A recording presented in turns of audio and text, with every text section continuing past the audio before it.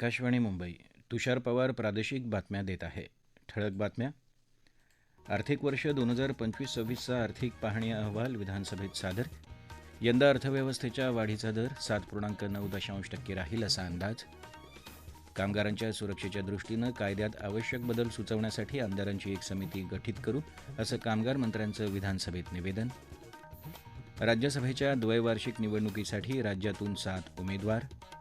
आणि T20 cricket विश्वचषक स्पर्धेचा दुसरा उपांत्य सामना आज भारत आणि इंग्लंड दरम्यान मुंबईत वानखेडे मैदानावर रंगणार. आर्थिक वर्ष 2025-26चा आर्थिक पाहणी अहवाल आज विधानसभेत मांडण्यात आला. राज्याच्या अर्थव्यवस्थेच्या वाढीची गती कायम राहण्याचा अंदाज यात वर्तवण्यात आला आहे. चालू आर्थिक वर्षात 7.9% वाढ अपेक्षित आहे. कृषी आणि संलग्न क्षेत्रात 3.4%, उद्योग क्षेत्रात 5.7% आणि सेवा क्षेत्रात 9% वाढीचा अंदाज या अहवालात वर्तवण्यात आला आहे.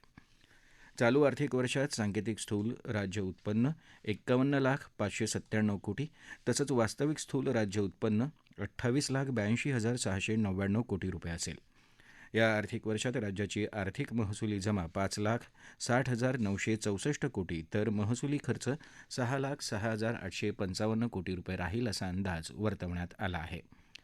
राजकोषीय तूट 2.7% तसंच महसुली तूट 9% राहण्याचा अंदाज आहे.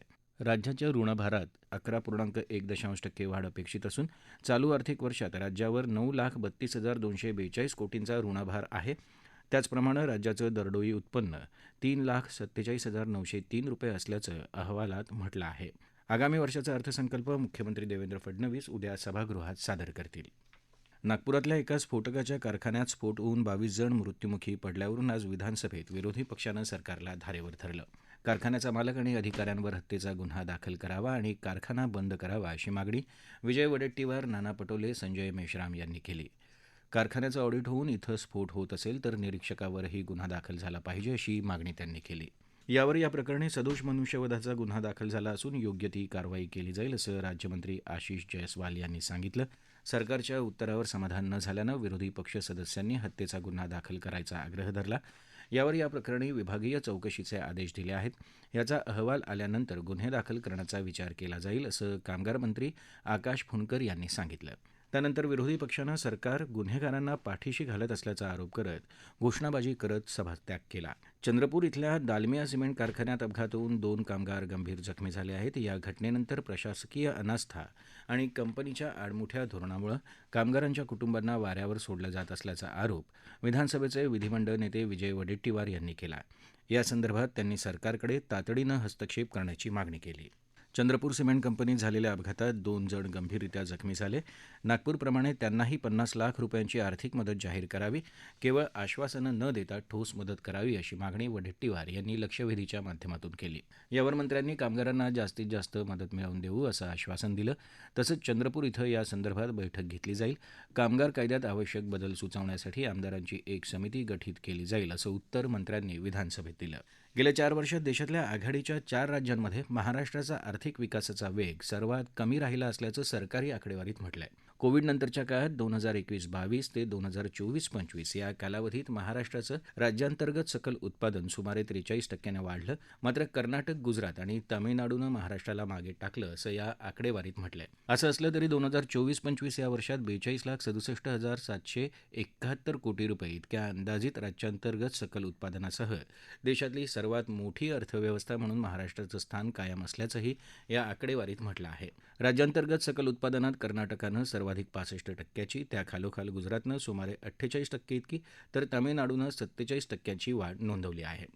कर्नाटक, गुजरात आणि तामिळनाडू या 3 राज्यांमध्ये मोठ्या प्रमाणावर झालेली गुंतवणूक, स्टार्टअपचं योगदान यामुळे या राज्यांनी आघाडी घेतल्याचं मत तज्ज्ञांनी व्यक्त केलं आहे. तर त्याचवेळी राज्यांतर्गत सकल उत्पादनात महाराष्ट्रात झालेल्या गुंतवणुकीचं प्रतिबिंब अद्याप उमटलं नसल्याचं निरीक्षणही तज्ज्ञांनी नोंदवलं आहे. परिवहन मंत्री प्रताप सरनाईक यांनी राज्यातल्या सर्व वाहतूकदारांना संप मागे घेण्याचं आवाहन केलं आहे.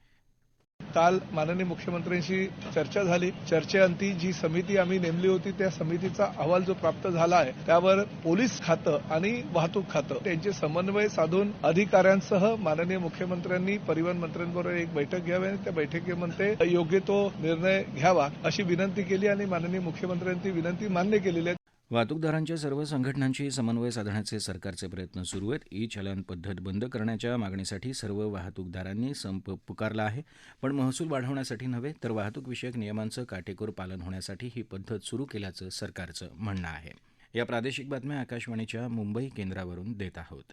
आकाशवाणी मुंबईच्या एअर न्यूज मुंबई या इंस्टाग्राम पेजवर तुम्हाला दिवसभर महत्त्वाच्या बातम्या वाचता येतील. राज्यसभेच्या द्वैवार्षिक निवडणुकीकरता 10 राज्यांमधल्या 37 जागांसाठी उमेदवारी अर्ज दाखल करण्याचा आज शेवटचा दिवस होता. उमेदवारी अर्जांची छाननी उद्या होणार असून 9 मार्चपर्यंत अर्ज मागे घेता येतील. येत्या 16 मार्चला मतदान होईल. त्याच दिवशी निकाल जाहीर होतील. राज्यातल्या 7 जागांसाठी विद्यमान खासदार रामदास आठवले यांच्या व्यतिरिक्त ज्येष्ठ नेते विनोद तावडे, माया इवनाते आणि रामराव वडकुते यांनी भाजपाच्या तर्फे उमेदवारी अर्ज दाखल केला. मुख्यमंत्री देवेंद्र फडणवीस, प्रदेशाध्यक्ष रवींद्र चव्हाण यांच्यासह अनेक ज्येष्ठ नेते यावेळी उपस्थित होते. अर्ज भरल्यावर रामदास आठवले यांनी प्रतिक्रिया दिली. या देशातल्या संपूर्ण गरिबांना न्याय देण्यासाठी मला ही संधी मिळालेली आहे आणि मी नक्कीच भारताच्या विकासासाठी, महाराष्ट्राच्या विकासासाठी मी सातत्यानं प्रयत्न करत राहणार आहे. राष्ट्रवादी काँग्रेसच्या वतीनं पार्थ पवार यांना उमेदवारी दिली आहे, तर शिवसेनेच्या तर्फे ज्योती वाघमारे यांना उमेदवारी मिळाली आहे. विद्यमान खासदार शरद पवार यांनी मवियाचे उमेदवार म्हणून अर्ज दाखल केला आहे. राज्यातली निवडणूक बिनविरोध होण्याची चिन्ह दिसत आहेत. देशात 2027ला जनगणना होणार असल्यानं त्या पार्श्वभूमीवर केंद्रीय गृहमंत्री अमित शहा यांच्या हस्ते आज नवी दिल्लीत 4 डिजिटल साधनांचं औपचारिक उद्घाटन झालं. यात house listing, block creator web application, HLO mobile application, स्वगणना पोर्टल, जनगणना व्यवस्थापन आणि देखरेख प्रणाली पोर्टलचा समावेश आहे.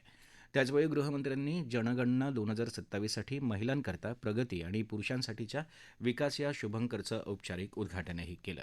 इराण, इस्रायल आणि अमेरिका या देशांदरम्यान पश्चिम आशियात सुरू असलेल्या संघर्षात अडकलेले भारतीय नागरिक राज्यात परतायला सुरुवात झाली आहे. दुबई इथं अडकलेले पुणे जिल्ह्यातले 184 नागरिकांपैकी 111 जण आणि कोल्हापूर जिल्ह्यातल्या 23 नागरिक सुरक्षितरित्या घरी परतलेत. तर रायगड जिल्ह्यातले 20 जण युद्धजन्य परिस्थितीमुळे आखाती देशात अडकले असून यात दुबईत 4, सौदी अरेबियात 6, कुवेतमध्ये 7, कतारमध्ये 3 जणांचा समावेश आहे. त्याचबरोबर लातूर जिल्ह्यातले 23 नागरिकही अजून अडकलेले असल्यानं त्यांच्या कुटुंबियांमध्ये चिंतेचं वातावरण आहे. T20 क्रिकेट विश्वचषक स्पर्धेचा दुसरा उपांत्य सामना आज भारत आणि इंग्लंड दरम्यान मुंबईत वानखेडे मैदानावर संध्याकाळी 7 वाजता सुरू होईल. इंग्लंडनं काल कोलकाता इथं दक्षिण आफ्रिकेवर 9 गडी राखून विजय मिळवला आणि अंतिम फेरीत प्रवेश केला. प्रथम फलंदाजी करताना दक्षिण आफ्रिकेच्या 8 बाद 169 धावा झाल्या होत्या. न्यूझीलंडनं केवळ 1 गडी गमावून 13व्या षटकात हे लक्ष्य गाठलं. फिन ॲलननं नाबाद 100 धावा पटकावल्या. ऑल इंग्लंड ओपन बॅडमिंटन 2026 ही स्पर्धा बर्मिंगहम इथं सुरू आहे. आज या स्पर्धेत पुरुष एकेरीत भारताच्या लक्ष्य सेनची लढत हाँगकाँगच्या अंगुस KL याच्याबरोबर होणार आहे. मिश्र दुहेरीत ध्रुव कपिला आणि तनिष्का क्रास्ट्रो या भारतीय जोडीची लढत हाँगकाँगच्या जोडीशी होईल. या स्पर्धेत काल झालेल्या सामन्यात भारताच्या आघाडीच्या बॅडमिंटनपटूंनी निराशा केली.